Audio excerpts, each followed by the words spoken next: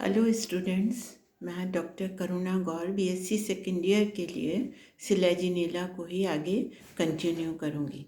हम लोग सिलेजिनेला का रिप्रोडक्शन देख रहे थे कि इसमें किस तरीके से रिप्रोडक्शन होता है। तो ये हेट्रोस्पोरस है, तो इसमें मेल गैमीटोफाइट बनता है और जो एंथ्रोजॉइड्स बनाते हैं, जिसमें एंथ्रोजॉइड्स आते हैं मेल गैमीट्स, और फीमेल गैमीटोफाइट बनता है जिसमें एग आता है। आर्किगोनिया बनता है, आर्किगोनिया के अंदर एग डेवलप होते हैं। तो फर्टिलाइजेशन तब होता है जब मेगास्पोरेंजियम या जो फीमेल रिप्रोडक्टिव पार्ट है वो मैच्योर हो जाता है और सॉइल में या ज़मीन में आ जाता है।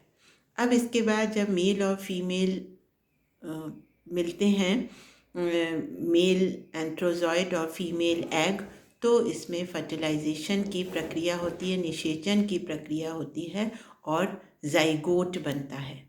जाइगोट में डिप्लॉयड ये जाइगोट हो गया। जैसे ही इसमें डिवीजन होने लगता है तो ये डेवलपिंग एम्ब्रियो हम इसको कहने लगते हैं। सबसे ऊपर की तरफ सबसे पहले इसमें जो डिवीजन हुआ वो हुआ ट्रांसवर्स या अनुप्रस्थ विभाजन। ऊपर की तरफ एपीबेसल सेल और नीचे की तरफ हाइपोबेसल सेल बनती हैं।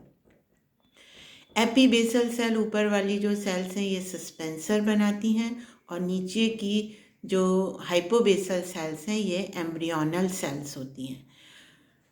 तो जब embryonal cell divide and redivide करके फुट स्टेम और कॉटिलिडन्स बनाती हैं। आप अपने नोट्स में देखेंगे तो ये आपको स्ट्रक्चर इसमें दिखाई दे रहे हैं। फुट वो पोर्शन है जो जस्ट सस्पेंसर के नीचे पाया जाता है। क्योंकि ये अभी पूरी तरह डेवलप नहीं हुआ है तो ये इसमें जो है वो कॉटिलिडन्स भी आपको दिख रहे हैं, जिनसे ये कॉटिलिडन्स को हम हिंदी में कहते हैं बीजपत्र, जिससे ये जो स्पोरोफाइट है या बीजाणुोद्भिद अवस्था जो अभी प्लांट बनेगा वो नरिशमेंट लेने का काम कर रही है।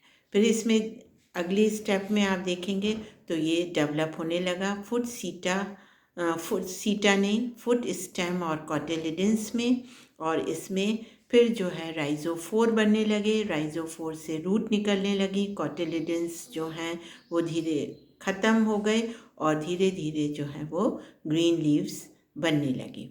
तो इस प्रकार से एक मैच्योर जो है वो स्पोरोफाइट डेवलप हो जाता है, जिसमें स्टेम है जिसको कवर अप किए हुए लीव्स हैं, या होम्योफिलस हो सकता है या हेट्रोफिलस हो सकता है।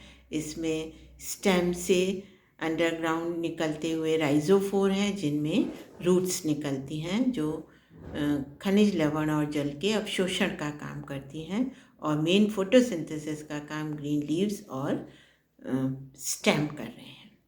तो इस तरीके से ये कंप्लीट होती है लाइफ साइकिल सिलेजिनेला की। इसको एक हम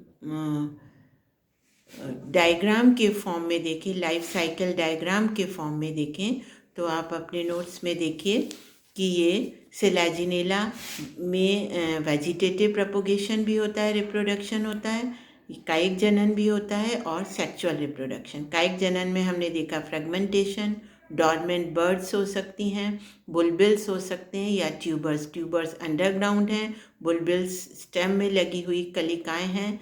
ये डॉर्मेंट बर्ड्स भी स्टेम में ही पाई जाती हैं। और फ्रेगमेंटेशन, जो भी जर्मिनेटिंग पॉइंट हैं वो अगर मेन प्लांट से टूट जाते हैं, ग्रोइंग टिप्स, तो वो नया प्लांट बना लेती हैं। ये फ्रेगमेंटेशन है। सिलेजिनेला के जो सेक्सुअल रिप्रोडक्शन को हम देखें तो अभी जो हमने कंप्लीट किया है उसी को एक बार रिवाइज कर लेते हैं। तो इसमें दो तरीके के ये मेगास्पोरोफिल भी, मेगास्ट्रोबिलस है या जो कोन है वो हेट्रोफिलस है, ठीक है। तो उसमें मेगास्पोरोफिल होंगे और माइक्रोस्पोरोफिल होंगे, पत्ती यानी कि लघु बीजाणुपर्ण और गुरु बीजाणुपर्ण। उसमें माइक्रोस्पोरोफिल में माइक्रोस्पोरेंजिया बनेंगे, मेगा स्पोरोफिल में मेगा स्पोरेंजियम बनेंगे। माइक्रोस्पोरेंजिया में माइक्रोस्पोर्स होंगे जिनमें रिडक्शन डिवीजन, मियोसिस या अर्धसूत्री विभाजन होगा और माइक्रोस्पोर्स बनेंगे। और मेगा स्पोरेंजिया में मेगा स्पोर मदर सेल जिसमें मियोसिस होगा और मेगा स्पोर मदर सेल में रिडक्शन डिवीजन होगा जिससे मेगा स्पोर बनेंगे। तो जो माइक्रोस्पोर हैं वो मेल गैमेटोफाइट बनाएंगे जो कि एंथ्रीडिया हैं और उनमें एंथ्रोजॉइट या मेल गैमीट्स बनेंगे जो बाइफ्लैजिलेट होते हैं। मेगा स्पोर मदर सेल में रिडक्शन डिवीजन के बाद मेगा स्पोर जो बना वो फीमेल गैमेटोफाइट बनाएगा जिसमें आर्किगोनिया बनेंगे, स्त्रीधानी बनेंगे जिसमें एग डेवलप होगा और जिसको हम कहेंगे फीमेल गैमीट। तो मेल और फीमेल गैमीट जब मिलेंगे तो फर्टिलाइजेशन हुआ और डिप्लॉयड जाइगोट बन गया, युग्मनज बन गया।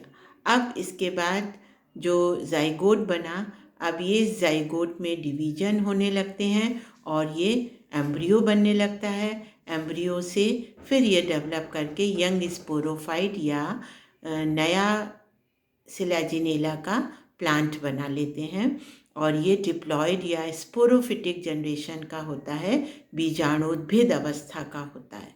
तो इसमें बहुत कम समय के लिए गैमेटोफिटिक या कम समय के लिए अर्धसूत्री अवस्था आती है जिसमें नंबर ऑफ क्रोमोसोम्स हाफ हो जाते हैं या जिसको हम गैमेटोफिटिक या युग्मोद्भिद अवस्था कहते हैं। और मेन प्लांट जो है वो बीजाणुोद्भिद अवस्था या स्पोरोफिटिक जनरेशन का होता है। तो ये तो बच्चों हुआ सिलेजिनेला कंप्लीट। अब हमने अभी तक साइलोटम देख लिया और सिलेजिनेला। आगे नेक्स्ट टेरिडोफाइट को कंटिन्यू करेंगे। Thank you.